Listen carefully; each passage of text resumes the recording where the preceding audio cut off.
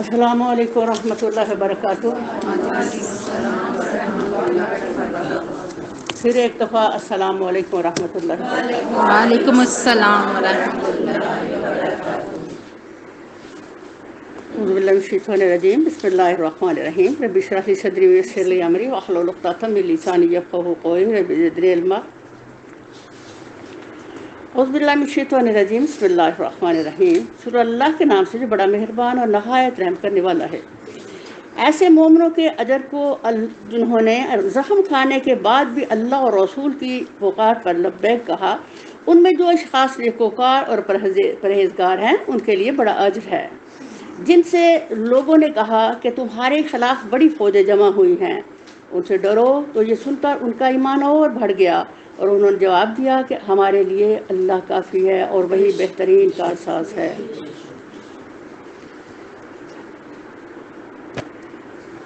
ہم نے قرآن عظیم رمضان المبارک میں الحمدللہ ختم کیا۔ رمضان ہر سال لوٹ لوٹ کے آتا ہے، رحمت و برکات لے کر انسانوں کو سیراب کرنے، اللہ کے دیے ہوئے خزانوں کو لوٹانے۔ رمضان آیا اور چلا گیا، ہم نے کیا پایا کیا کھویا، ہر شخص نے اپنے مقدر میں جو لکھا تھا وہ لیا، اور ہمارا سرمایہ اللہ کے ہاں محفوظ ہو گیا۔ ہم اس وقت اللہ تعالیٰ سے دعا کرتے ہیں کہ یا اللہ، جو حقیر کوششیں ہم نے کی انہیں قبول فرما، اور اللہ تعالیٰ جو خطائیاں ہم سے ہوئیں وہ ہمیں معاف کر دے۔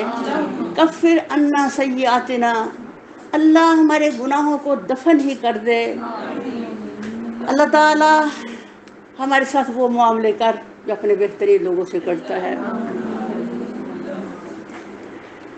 جب قرآن عظیم شروع کیا، اصلاً رمضان آتا ہے ہر سال لوٹ لوٹ کے ہمارا تعلق قرآن سے مضبوط کرنے،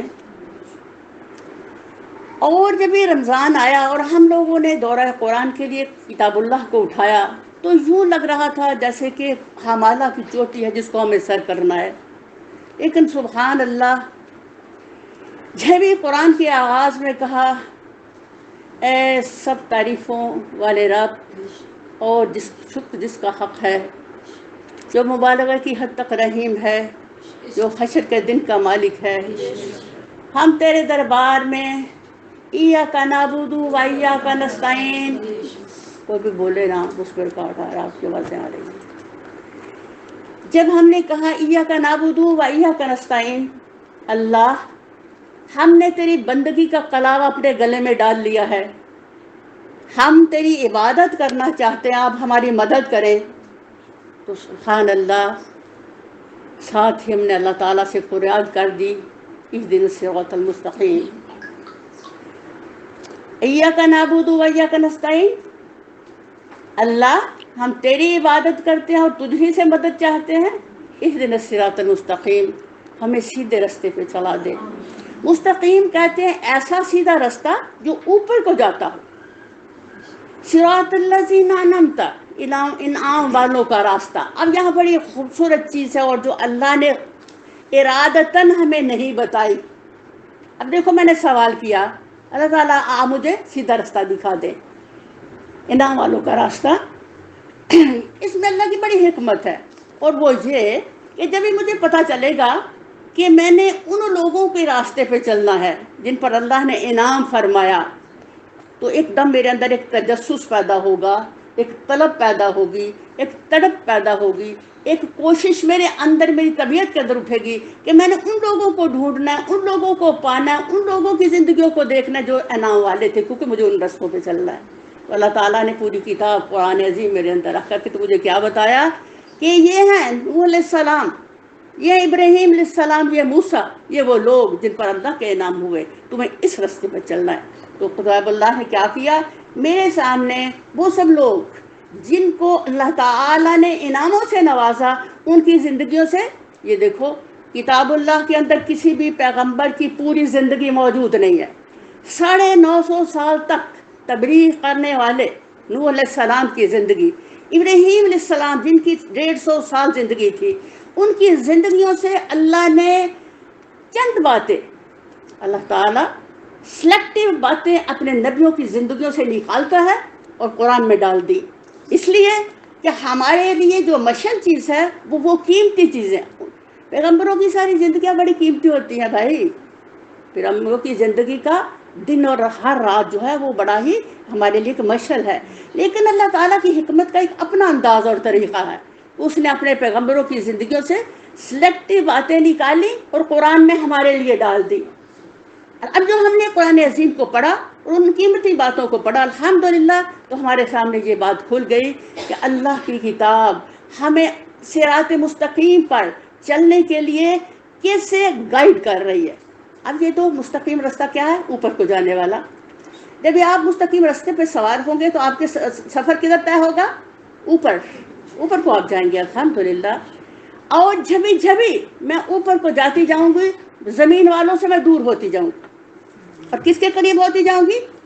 رحمان کے قریب ہوتی جاؤں گی۔ الرحمن علی العرش استوی لہ ما فی السماوات و ما فی الارض وما بینہما وما تحت الثری۔ میں کس کی طرف سفر شروع کیا؟ رحمان کی طرف جو عرش پر جلوہ فرما ہے، اور میرے سفر کی جو سمت ہے وہ کدھر ہے؟ جنت کی طرف۔ وہ قدر ہے؟ اوپر ہے جنت الحمدللہ۔ تو یہ قرآن میں انٹر ہونا میرا کیا ہے؟ یہ جنت کے سفر کا آغاز، اور رحمان سے اس بات کا مطالبہ کہ اے اللہ میں عبد بن کے تیری بندی غلام بن کر کے اس راستے پہ سوار ہوئی، آپ اس میں میری مدد کریں، کیونکہ یاد رکھو رحمان کی مدد کے بغیر آپ کتنی بھی عبادت کریں وہ اس کا کوئی اینڈ نہیں ہے، کوئی قابل قبول ہی نہیں ہے، آپ کی مشقت کہیں بھی کوئی بھی فائدہ نہیں دے سکتی جب تک اللہ کی مدد ساتھ نہ ہو۔ یہ پہلے نمبر پر بات ہے۔ ہمیں ہر عبادت کے بعد، ہر عبادت کے وقت کیا کہنا ہے؟ اللہ آپ میری مدد کریں اور مجھے آپ قبول کریں۔ سبحان اللہ۔ اب یہ دیکھیں کہ یہ جذبے تھے، یہ محبتیں ہی تھیں، یہ میرے اللہ کا کرم ہی تھا کہ جب بھی ہم لوگوں نے قرآن عظیم شروع کیا دورہ قرآن، رمضان جو ہمیں لوٹ کے آتا ہے قرآن سے جوڑنے، مضبوط کرنے، اس کی ڈیپتھ، اس کی گہرائی تدبر دینے، تو حالانکہ ہر گھر کے اندر آن لائن سسٹم موجود، اس کے باوجود جو میرے لیے ایک امپریسو چیز تھی اور بہت مجھے اس پہ حساس کرنے والی، پھر بھی لوگ بھاگے آ رہے ہیں سواریوں پر، پیدل، بارش میں، دھوپ میں، حالانکہ گھر بیٹھ کے سن سکتے تھے۔ سبحان اللہ، بار بار مجھے ان کے دوڑے آنے پر خیال، وہ لوگ آ رہے ہیں قدموں کو گواہ بنا رہے ہیں، اپنی نشستوں کو، مخلوق خدا کو، اس در و دیوار کو، فرشتوں کو، خود رحمان کو گواہ بنانے کے لیے لوگ گھروں سے بھاگے آ رہے ہیں اور اپنی کلاس میں بیٹھ کے گھنٹوں سے اللہ کا قرآن مشقت میں سنتے ہیں اور پھر مشقت سے لوٹتے ہیں۔ انہوں نے حق ادا کر دیا، سارعوا الی مغفرہ۔ سبحان اللہ، قرآن کیا کہتا ہے؟ کدھر دوڑو؟ اللہ کی مغفرت کی طرف، یہ ہے دوڑنا اللہ کی مغفرت کی طرف۔ سبحان اللہ۔ سابقوا الی مغفرہ۔ اللہ، اب ہم دیکھیں گے ففروا الی اللہ، قرآن ہمیں ایک ہی انداز میں بات کر رہا ہے، دوڑو دوڑو دوڑو، لیکن انشاءاللہ ہم بہت جلد دیکھیں گے کہ یہ سب باتیں ایک نہیں ہیں، ہر بات کے اندر ایک نیا پیغام، ایک نیا رنگ ہے، ایک نیا حسن و جمال ہے جو اللہ نے ہمیں دعوت دی اور ہمیں مختلف الفاظ میں جنت کی طرف، دوڑ کی طرف بلایا۔ تو یہ جو دوڑ تھی الحمدللہ وہ کیا تھی؟ مخلوق خدا کی جنت کی طرف دوڑ۔ تو اللہ تعالی ہر قدم جو قرآن کے لیے بھاگا، اللہ ان قدموں کو تو ایسے قبول فرما جیسے ابراہیم کے قدموں کو قبول فرمایا تھا، کیونکہ یہ سب لوگ مسافر ہیں کس کے؟ ابراہیمی حنیف دین کے۔ سبحان اللہ۔ تو اللہ تعالیٰ کی قربان جاؤں جس نے عظیم کتاب کے اندر ہمارے لیے اس خوبصورتی سے اور اس آسان طریقے سے وہ چیزیں رکھ دی جو ہماری زندگی کے لیے ضروری ترین ہے الحمدللہ۔ تو یہ دیکھیں جب یہ رمضان کے بعد کلاسیں شروع ہوئی ہیں تو ہر جو میں کلاس میں رکوع جا کے پڑھتی تو سبحان اللہ مجھے وہ اتنا یونیک لگتا رکوع، اور مجھے یوں لگتا کہ یہ تو رکوع میرا پسندیدہ ہے، اور اس کے اندر ایک نیا حسن، نیا رنگ، نیا نور، نیا پیغام نظر آیا۔ جب کہ قرآن مدتوں سے پیدا ہوئے پڑھ رہے ہیں اور کل بھی پڑھا تھا، تو یوں ہی محسوس ہوا جیسے رمضان کی خوشبو ابھی قرآن میں ہمارے ساتھ سفر کر رہی ہے۔ کل سے آج کا قرآن زیادہ خوبصورت لگ رہا ہے الحمدللہ۔ تو ہر رکوع جو سامنے آج کا جو رکوع ہے، جب بھی میں کوئی رکوع کسی کلاس میں دیکھتی ہوں تو الحمدللہ میرے اندر ایک نئی موٹیویشن پیدا ہوتی ہے کہ یا اللہ تعالیٰ اس کے لیے، اس کے بیان کرنے کے لیے، اس کی سمجھ کے لیے، اس کے لیے کتنی ہی تیری مدد چاہیے. کیونکہ قرآن وہ خزانہ ہے. اگر آپ یہ آسمان کے ستارے اور چاند اور سورج یہ سب ہیش ہیں اس نور کے سامنے، کیونکہ اس آسمان دنیا سے 7 آسمان دور سے یہ قرآن آیا ہے، اور اس کے ہر زیر زبر کی جو حیثیت ہے وہ سبحان اللہ ایک ستارے سے بھی بڑی عظیم ہے. ایک ستارہ کتنی روشنی رکھتا ہے. اب ہم قرآن کی جو تدبر اس پہ کریں گے تو ہمیں سمجھ آئے گا کہ واقعتاً کتاب اللہ ایسی کتاب ہے کہ جو ایسا نور بخشتی ہے کہ انسان کی زندگی کے اندر ہر طرف تاریکیوں کو دور کرتی ہوئی سفر کرتی ہے اور روشنیوں کے پیغام دیتی ہوئی سفر کرتی ہے. تو سبحان اللہ، کتاب اللہ کی محبت ہی اصل زندگی ہے. اور رمضان کے اندر جو ایک موسم بہار تھا، الحمدللہ اس موسم بہار نے بھی ہماری روح کو بڑی تقویت دی، جسموں کو بڑا اللہ تعالیٰ نے تقویت دی الحمدللہ، کہ جس پہ کوشش کی گئی کہ اللہ تعالیٰ تیری محبتوں کے حق ادا کر پائیں. اور اللہ تعالیٰ نے یقیناً سب کو قبول کیا ہے انشاءاللہ. میں یقین سے کہتی ہوں. اس کی وجہ یہ کیوں اتنا یقین ہے؟ اللہ کہتے ہیں جس وقار سے مجھے پکارو گے اس وقار سے عطا کیے جاؤ گے. اور جب ایک نیکی کو اللہ تعالیٰ آپ کو اور دوسری نیکی کی توفیق دیتا ہے تو یہی اس کی قبولیت ہے.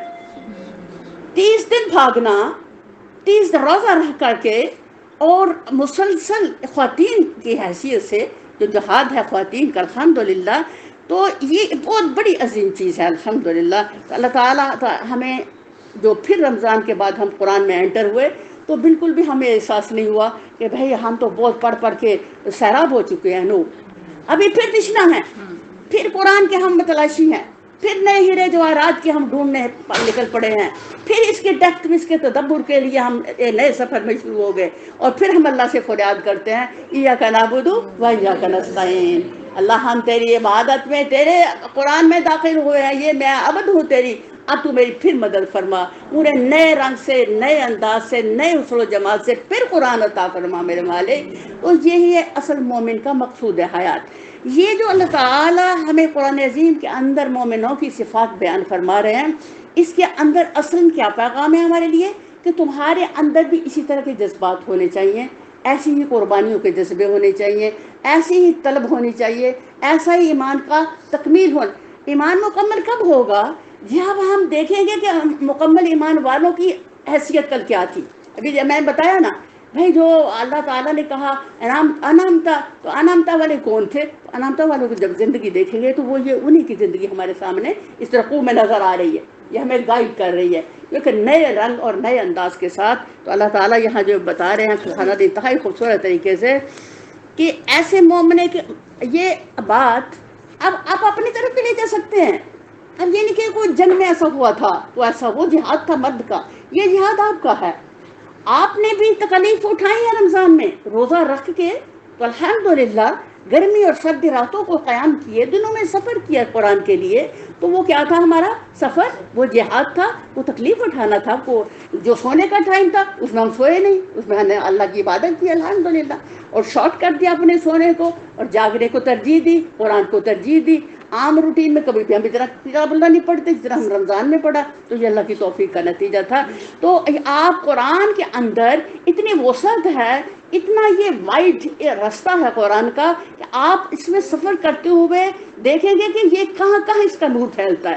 تو ہم اس کو قرآن کو تب کے جنگ عہد کے بجائے آج کے دیکھیں کہ اس کے اندر ہم نے جو تکلیف اٹھائی، اللہ تعالیٰ نے ہمارے اجروں کو کہاں رکھ دیا، کہاں بڑھا دیا، کیا کچھ ہمیں عطا کر دیا. اور یہی عطا کی ایک نشانی کیا نظر آ رہی ہے الحمدللہ، کہ ہم کتاب اللہ کی طرف پھر محبت سے آئے، پھر بڑھے. ہمارے ایمان رمضان سے پہلے آج بہتر نظر آ رہے ہیں الحمدللہ. یہ ہے ایمان کو بڑھانا ہے. تو اللہ تعالیٰ بڑے پیارے انداز سے ان کی مثال دے کر کے تو بتا رہے ہیں ایسے مومنوں کے اجر کو جنہوں نے زخم آنے کے بعد بھی اللہ اور رسول کی پکار پر لبیک.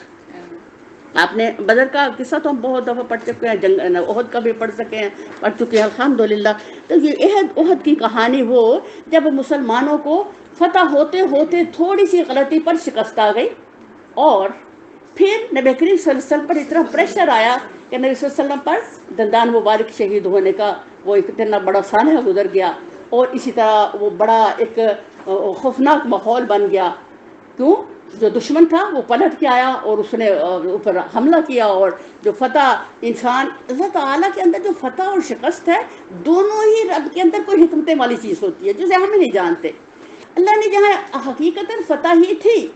کیوں بھئی شروع میں مسلمان جو تھے وہ حاوی تھے, لیکن جب چند بندوں کی اس غفلت کی وجہ سے دنیا کے مال کی طرف رغبت دی مومنوں نے تو وہ سارا نقصان اٹھانا پڑا. اس میں بھی اللہ تعالیٰ کی کوئی سبحان اللہ خاص فیصلہ ہوگا جسے ہم نہیں سمجھ پا رہے. تو اللہ تعالیٰ یہاں ہمیں بتانا یہ چاہ رہے ہیں ان میں جو اشخاص نیکوکار اور پرہیزگار ہیں ان کے لیے بڑا اجر ہے. سبحان اللہ. جن سے لوگوں نے کہا کہ تمہارے خلاف بڑی فوجیں جمع ہوئی ہیں, ان سے ڈرو, تو یہ سن کر ان کا ایمان اور بڑھ گیا اور انہوں نے جواب دیا کہ ہمارے لیے اللہ کافی اور وہی بہترین کارساز ہے. سبحان اللہ. یاد رکھو قرآن عظیم آپ کو زندگی گزارنے کے لیے بہترین خزانے عطا فرماتا ہے, بہترین ہتھیار عطا فرماتا ہے, بہترین تحفظ کی راہیں دیتا ہے. اللہ تعالیٰ نے آپ کو پیدا کر کے تو یوں ہی نہیں چھوڑ دیا کہ آپ بھٹکتے پھرو. نو, ہمیں پیدا کر کے جس طرح ایک پودا ایک مالی لگاتا ہے اور وہ اس کے تحفظ کے لیے کل انتظامات کرتا ہے, اس کو پانی دیتا ہے, گڈرائی کرتا ہے, اس کے گرمی سردی کا خیال رکھتا ہے, اسی طرح ہم انسان جو سے ہیں ہم کو اللہ نے پیدا کر کے تو ساری کی ذمہ داری خود رحمان نے رکھ لی. ہماری ہدایت کے لیے بھی اللہ نے یہ دیکھو قرآن اتار دیا. سبحان اللہ. تاکہ ہم بھٹکتے نہ پھرے دنیا میں بلکہ اللہ کے رستوں کو پہچان کر کے تو نور کے رستوں پہ سفر کرے, کل ہمیں پچھتانا نہ پڑے. کل کے پچھتاوے سے پہلے آج الحمدللہ جو ہم نے اللہ کے رستے میں یہ کہہ کر کے اللہ میرے لیے کافی ہے. سبحان اللہ. تو یہ اللہ تعالیٰ نے اس سے پہلے جو قرآن عظیم میں ہم نے کثرت سے پڑھا کہ موسیٰ علیہ السلام اور نبی صلی اللہ علیہ وسلم کی زندگی ہم رنگ ہے. جب بھی موسیٰ علیہ السلام کے بنی اسرائیل نے کہا کہ وہ فوجیں آ گئی فرعون کی, اب ہم تو مارے گئے, انہوں نے بھی اس وقت یہی کہا تھا کہ اللہ میرے لیے کافی ہے اور اللہ میرے لیے صحیح راہ نکالے گا. سبحان اللہ. تو اللہ تعالیٰ یہاں پھر وہی چیز وہی پیغام ہمیں دے رہے ہیں کہ تم لوگ جو امت محمد صلی اللہ علیہ وسلم ہو, تم آپ حسبی اللہ سے اللہ کی قوت کے ساتھ جڑے رہا کرو. حسبی اللہ میں آپ کو پہلے بھی بتا چکی ہوں کہ 100 دفعہ ضرور پڑھ لیا کرے اس سے پہلے کہ کوئی مجھ پہ مصیبت آئے اور میں کہوں حسبی اللہ. کیوں نہ میں مصیبت سے پہلے ہی حسبی اللہ کہہ کے تو میں ایک شیطان ایک تحفظ اپنے لیے آلریڈی مصیبت سے پہلے ہی تیار کر لوں. پھر کیا ہوگا, یہ میرا پڑھنا میری مصیبت کو تحفظ دے گا, مجھ ٹالے گا. الحمدللہ.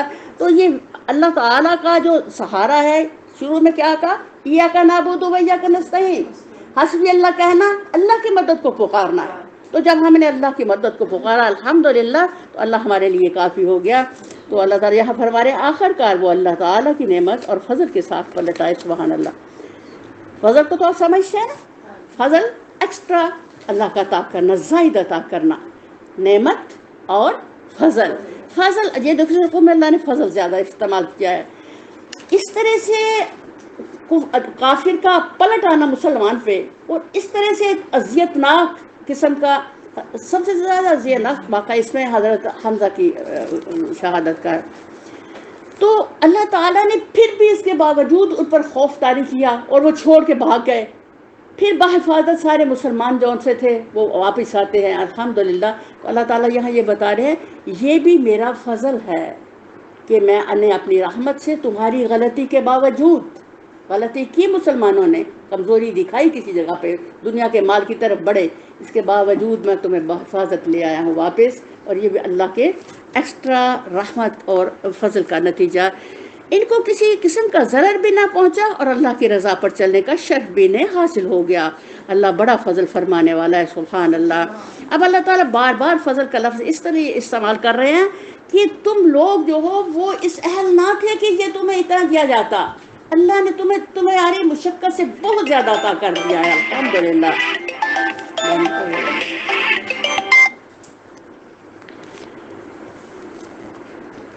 اب تمہیں معلوم ہو گیا کہ وہ دراصل شیطان تھا جو اپنے دوستوں سے خامخواہ ڈرا رہا تھا. لہٰذا آئندہ تم انسانوں سے نہ ڈرنا, مجھ سے ڈرنا اگر تم حقیقت میں صاحب ایمان ہو. اب ہر جگہ ہر سفر میں یاد رکھو شیطان آپ کے تعاقب میں ہے، وہ کسی وقت بھی نہ بھولتا ہے نہ چوکتا ہے، بڑا ظالم، بڑا وہ ذلیل ہے، بڑا ڈھیٹ ہے ہر لمحہ۔ بھائی کیا سمجھتے آپ شیطان کو؟ شیطان تجھ سے تو سفر کر رہا ہے، فرشتوں کی صحبت میں اس نے دیکھا، اس کی صحبت میں وہ رہا، آدم کے ساتھ جنت میں وہ رہا، جب سے وہ زمین میں آئے انسانوں کے پیچھے وہ سفر کر رہا ہے۔ اب ہم ہی نہیں، وہ اس دنیا تک بھی سفر کرتا ہے جہاں جس کو ہم جانتے بھی نہیں ہیں۔ تو اس قسم کا ظالم دشمن جو اپنے مشن میں اتنا ہی تیز ہے، اس کو کبھی کسی لمحے بھی نہ بھولیں۔ اسی لیے کتاب اللہ کے آخر میں ہم نے پوری قرآن کو پڑھ لیا اللہ کی مدد کو پکارتے ہوئے، تو آخر میں اللہ نے کیا کہا؟ فلک ناس، چاروں کو لاب کہہ لیں، وہ یہ ہمیں عطا کر دیے کہ یہ جو آپ ادھر سے گزر کے، نور سے گزر کے اینڈ میں پہنچے ہو، تو آپ اس مردود سے تحفظ مانگ لو اللہ کا، کیونکہ اللہ کی مدد کے بغیر اور اللہ کے تحفظ کے بغیر، ہم اس کو دیکھیں گے کہ سورۃ الفاتحہ اور سورہ ناس کا کمپیریزن کریں گے کہ اللہ تعالیٰ نے فاتحہ کو کیوں آغاز میں ڈالا اور ناس کو کیوں اینڈ میں ڈالا۔ اس میں ہم اللہ تعالیٰ سے مدد مانگ رہے ہیں، اس میں ہم اللہ کی پناہ مانگ رہے ہیں۔ یہ دیکھو دو چیزوں کو اللہ تعالیٰ نے کس طرح اس کے اندر ایک نور کی دنیا ڈال دی۔ مومن جب اس میں سفر کرتا ہے تو پھر اب کیا چاہیے مجھے؟ پہلے مدد چاہیے، اب مجھے کیا چاہیے؟ اللہ کی تحفظ مجھے چاہیے۔ تو اللہ تعالیٰ نے مجھے تحفظ اس لیے دیا، کسی بھی وقت یاد رکھو ایمان وہ چیز ہے، ایمان اور علم دو چیزیں ہیں۔ علم وہ چیز ہے جو ایک حالت میں رہتی ہے بلکہ بڑھتی رہتی ہے، علم بڑھتا ہے۔ مجھے ایک چیز، میں ہنڈیا پکانا سیکھا، وہ مجھے یاد رہے گا، کل بھی یاد رہے گا، ہمیشہ یاد رہے گا۔ جو بھی آپ سیکھتے ہو وہ کیا ہوتا ہے؟ علم ہوتا ہے۔ لیکن جو ایمان ہے وہ کم اور زیادہ ہوتا رہتا ہے، اس لیے ایمان کی حفاظت بہت ضروری ہے۔ آپ ایمان والوں کے ساتھ رہو گے، ایمان بڑھتا رہے گا۔ آپ کم ایمان والوں کے پاس جاؤ گے، ایمان گھٹنا شروع ہو جائے گا۔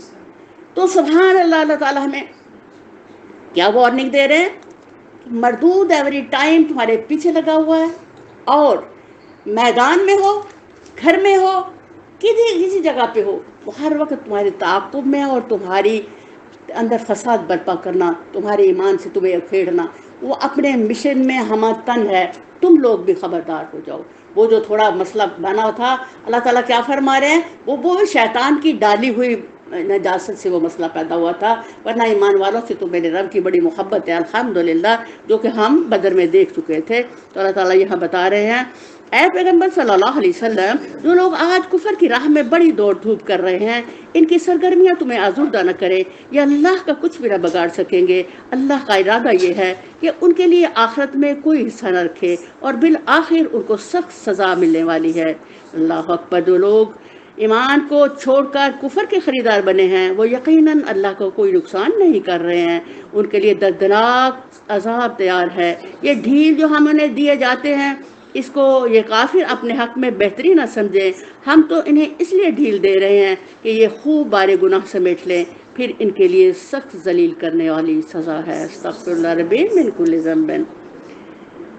اب قرآن عظیم کا انداز یہ ہے کہ جب بھی اللہ تعالیٰ جہنم کی یا کافر کی یا وعید کی بات کرتے ہیں، تو فوراً اللہ تعالیٰ مومن کے لیے ایک خوبصورت، اس کے دل کو تسلی دینے والی آیات بھیج دیتے ہیں۔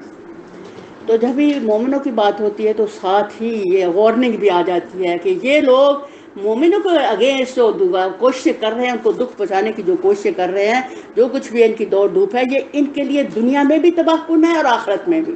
مومنوں کو کیا کہا گیا؟ یہ رب کا فضل ہے سب کچھ، دکھ ہے وہ بھی فضل رحمان ہے، سکھ ہے وہ بھی فضل رحمان ہے۔ اگر وہاں تم کچھ کوئی تکلیف اٹھانی پڑی ہے تو وہ بھی جزا لے لی تم لوگوں نے، لوٹ کے گھروں میں آ گئے ہو تو یہ بھی رب کی رحمت اور فضل کے طور پر، اس لیے فضل استعمال ہو رہا ہے۔ وہاں سے رب کا مومن کو ایک کانٹا بھی چبھتا ہے تو اس کی نیکی لکھ دی جاتی ہے بھائی، تو زخم آئے تو کتنا کچھ لکھ دیا گیا۔ تو اللہ تعالیٰ یہاں یہ بتانا چاہ رہے ہیں تمہارے لیے جزائیں ہی جزائیں ہیں، اور تمہارے اگینسٹ آنے والوں کے لیے سزائیں ہی سزائیں ہیں، دنیا میں بھی اور آخرت میں بھی۔ اللہ اکبر کبیرہ۔ اللہ مومنوں کو اس حالت میں ہرگز نہ رہنے دے گا جس میں تم لوگ اس وقت پائے جاتے ہو۔ وہ پاک لوگوں کو ناپاک لوگوں سے الگ کر کے رہے گا، مگر اللہ کا یہ طریقہ نہیں ہے۔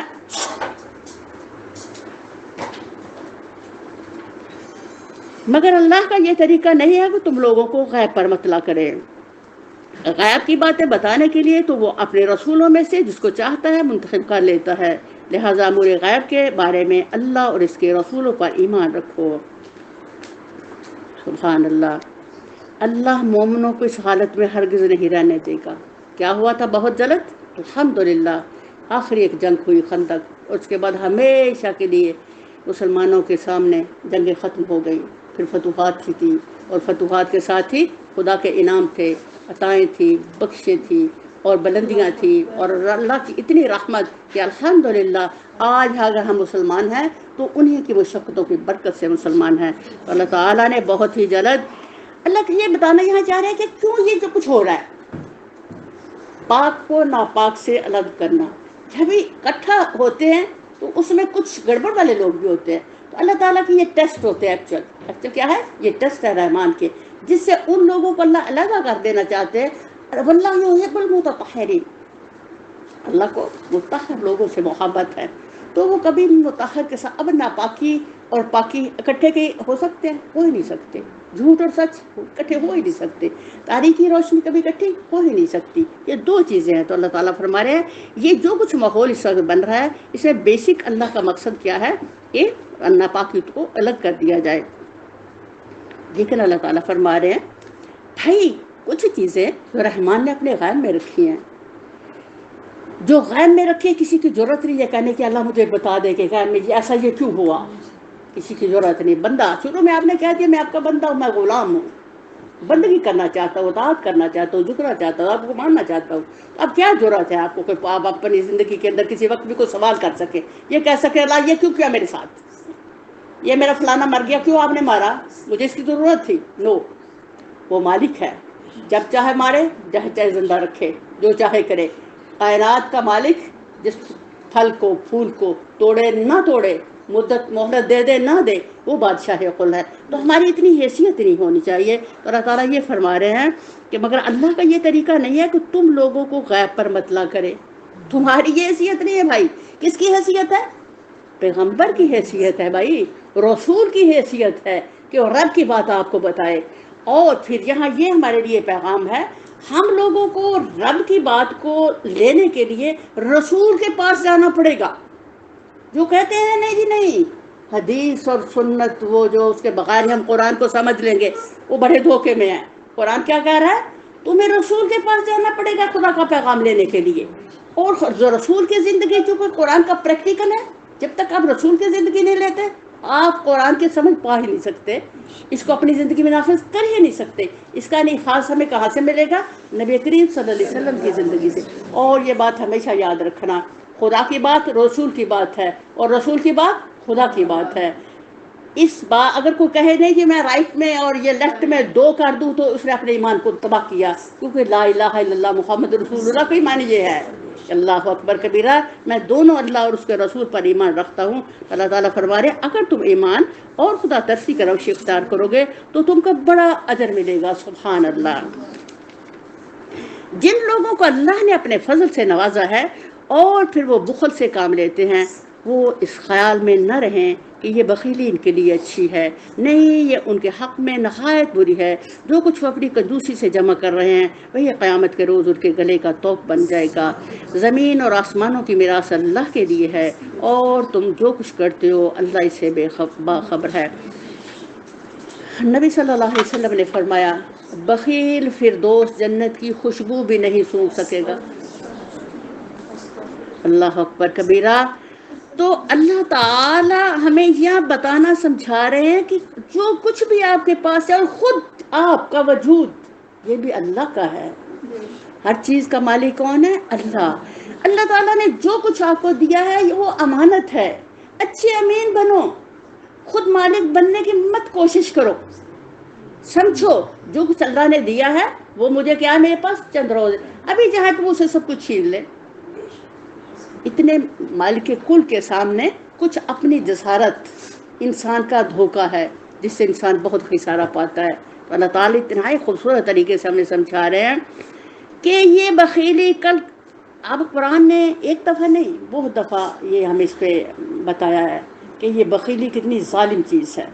یہ قرآن عظیم بتاتا ہے کہ یہ بخل جو ہے یہ اتنا ظالم ہوتا ہے کہ ایسے ہی لگا لیں آپ کہ جیسے کسی کے اپنے گلے میں کوئی پھندا ڈال دیا، کہ جب اس کو خرچ کرنے کا موقع آئے تو اس کو ایسے لگے جیسے میری جان ابھی نکل جائے گی۔ یعنی دنیا کی محبت کو اللہ تعالیٰ، یہ جو ہمیں نماز کے ساتھ بار بار زکوٰۃ کا حکم ہے، اس کا بیسک مقصد یہ ہے کہ تم نماز کے ساتھ اللہ کے راستے میں خرچ کرتے ہوئے بھی کبھی اپنے اندر بخل نہ لاؤ، بلکہ اللہ کا 2.5% نکالو، بلکہ اس سے مزید رعایت میں دو، تاکہ تمہاری زندگیوں کو پاک کیا جائے، تمہارے مال کو پاک کیا جائے، ایمان کو بلندی دی جائے۔ راہ حق کا خرچ ہماری غلطیوں، ہماری کوتاہیوں، ہمارے گناہوں کو پاک کرتا ہے۔ تو اللہ کے راستے کا خرچ بھی جو ہے اللہ کے نزدیک اتنا ہی اہم ہے جتنی ہماری دوسری عبادات اور نماز وغیرہ۔ تو اللہ تعالیٰ یہاں فرما رہے ہیں کہ یہ جو بخل ہے یہ انتہائی نقصان دہ ہے تمہارے لیے، جو قیامت کے دن تمہارے لیے تباہ کن ہوگا۔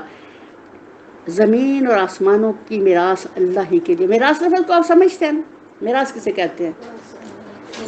میراث تو کوئی چھوڑ جاتا ہے، میراث کرتے ہیں، اور میراث ہے مرنے والے دی میراث ہے، یہ گھر یہ اس کے میراث ہے۔ تو اللہ کہتے ہیں یہ ساری میری میراث ہے بھائی، تم سب کل نہیں ہوں گے، کلو من علیہ فان، ہر کل کس کا ہوگا؟ سب کچھ جو تمہیں عارضی دیا گیا ہے وہ سب تم سے کل چھین لیا جائے گا، اور سب کچھ رحمان کا ہو جائے گا۔ بھائی جو کل بھی اس کا تھا، آنے والی کل بھی اسی کا ہوگا۔ تو پھر ہم لوگوں کو اپنی اوقات کو سمجھ کر کے تو اللہ کے ساتھ دیانتداری سے سفر کریں، تاکہ الحمدللہ کل کی سرخری پا سکے، اور تم جو کچھ کرتے ہو اللہ اس سے باخبر ہے۔ اگر یہ بات ہمارے دل میں اتر جائے کہ اللہ خبیر ہے، اللہ بصیر ہے، اللہ علیم ہے، تو ہم بالکل ہمارے ایمان جو ہے وہ صاف ستھرے ہو جائے۔ میں جب باتیں آپ سے کروں گی تو مجھے خیال آئے گا وہ خبیر باخبر ہے اس وقت میری حالت سے، اور وہ مجھے دیکھ رہا ہے۔ جب وہ مجھے دیکھ رہا ہوگا تو میں غیبت سے باز آ جاؤں گی، میں کسی بھی اس چیز اس حرکت سے جو اللہ کو ناپسند ہے اس سے باز آ جاؤں گی۔ تو اللہ تعالیٰ بار بار قرآن عظیم کے اندر اپنی حیثیت، اپنا تعارف، ہم نے جو الحمد شریف پڑھی ہے الحمدللہ رب العالمین الرحمن الرحیم مالک یوم الدین، یہ کیا ہے؟ اللہ کا تعارف ہے بھائی، ذرا غور اس پہ کرو، یہ رحمان کا تعارف ہے۔ 3 آیات ہیں لیکن یہ ایک جملہ ہے جس میں اللہ تعالیٰ آپ کو اپنا تعارف کروا رہے ہیں۔ تو جب بھی ہمیں پتہ چل جائے گا کہ وہ کیسی ذات ہستی ہے جس کے لیے سارا سب شکر ہے، جس کے ساری تعریف جس کے لیے ہے، تو ہم لوگوں کو پھر اپنی زندگیوں میں ان چیزوں کو مزین کرنا ہے، ان چیزوں سے اپنی زندگی کو سنوارنا ہے جو کتاب اللہ قرآن نے ہمیں دی ہے۔ الحمدللہ۔ تو اللہ تعالیٰ ہماری کل کی جو مشقت ہے اس کو بھی قبول کر لے، اور آئندہ سفر میں ہماری مدد فرمائے، اور اس سفر قرآن کے اندر اور ہماری زندگی کے سفر میں اللہ تعالیٰ کتاب اللہ سے ہمیں ہمیشہ جوڑے رکھے، اور جب ہمیں موت آئے تو ہم کتاب اللہ کے ساتھ اتنے ان ٹچ ہوں کہ قرآن ہمارا بہترین سفارشی بن جائے، اور الحمدللہ ہماری دنیا آخرت کو سنوار دے۔ وما علینا الا البلاغ المبین۔